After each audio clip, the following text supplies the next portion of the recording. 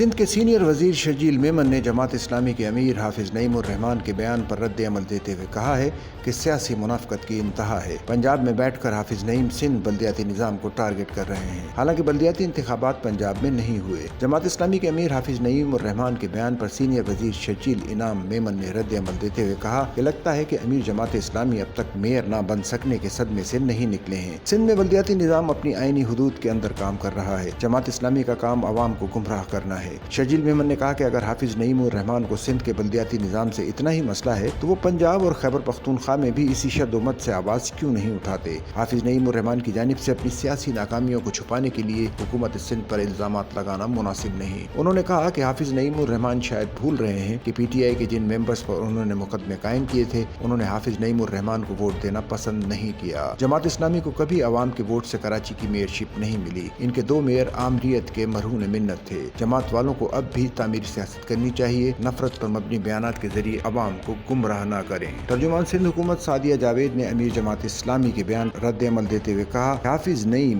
امیر جماعت اسلامی ہو کر دھڑلے سے جھوٹ بولتے ہیں، اتنا جھوٹ نہ بولیں۔ ہم جانتے ہیں حافظ صاحب آپ ایک ملک میں 2 نظام کی بات کرتے ہیں۔ حافظ نعیم الرحمان نے مقامی حکومت اور صوبائی اسمبلی کی سیٹ دبا کر رکھی ہے، الیکشن کمیشن میں گوشوارے جمع کرا کے اقتدار کی رسی تھامی ہوئی ہے۔ آپ دنیا کو بیوقوف بنا سکتے ہیں، سندھ کی عوام کو بیوقوف نہیں بنا سکتے۔ ترجمان سندھ حکومت نے مزید کہا کہ حافظ نعیم الرحمان نے ناظم آباد عوام کا حق دبا رکھا ہے، نہ چیئرمین شپ سے مستعفی ہوئے نہ صوبائی اسمبلی سے استعفیٰ دیا۔ ڈسٹرکٹ سینٹرل میں جماعت اسلامی کے پاس مکمل 5 ٹاؤنز ہیں۔ سینٹرل کی عوام جانتی ہے جماعت اسلامی پرانے بھتہ خوروں کے نقش قدم پر ہے۔